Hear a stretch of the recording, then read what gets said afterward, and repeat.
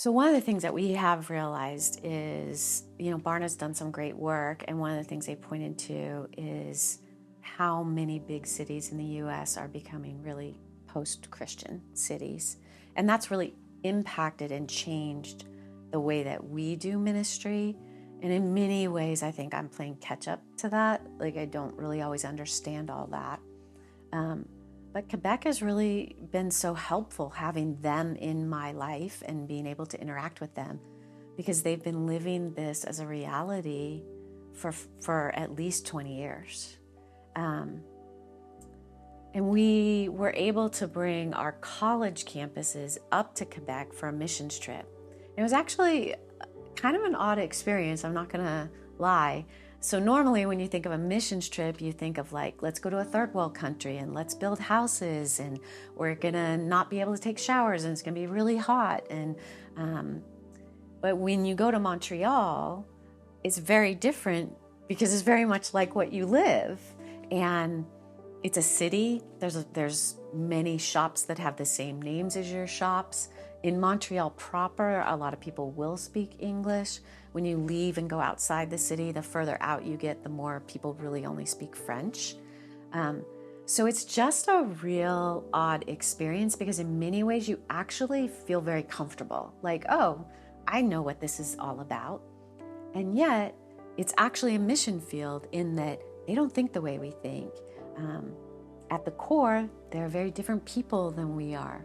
And so it can be easy to think, oh, we get you, we understand what's going on here, when you actually don't. So really, I think one of the things I loved about that missions trip was learning to be a learner and a listener, which I need to be at home. I need to be that on the college campus. I need to be that with my friends and at my church and at the grocery store. I need to listen to people and not go, oh, I already know what's wrong. I already know where you're going with that. But sometimes I'm on home turf. I think I got it all. I think I know what's going on. So Quebec was really good to be up there and to realize, no, I need to learn to be a listener. I need to ask questions. I need to take my time. One of the things that they said to us that was really interesting and I think really applies to us here in America too, is they said one of the needs is just to have Christians in Quebec who will just live, just go get a secular job and be a Christian at your job. Come home, be a Christian to your neighbors. Go to church, be a Christian in your church. Serve, actually help with Sunday school and youth group. Contribute financially to your church so that your church can thrive and have pastors that can focus solely on what they do. That Quebec itself has so few Christians that their churches are struggling, that their neighborhoods don't have that Christian influence. And I kind of think I see that sometimes in my area in America even, where, Christians are much more like, well, my faith is private and, I don't really talk about it, or I should talk about it.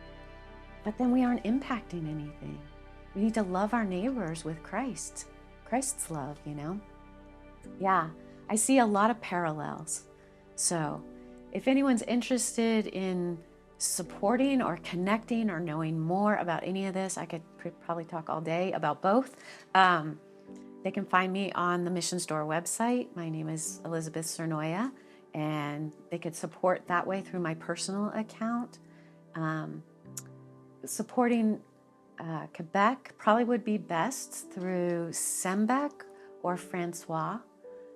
So either of those could be also found on Mission Store's website, or you are able to email me through the website and then I can connect you to certain people, because there's lots of good ministry happening at Quebec that's very different.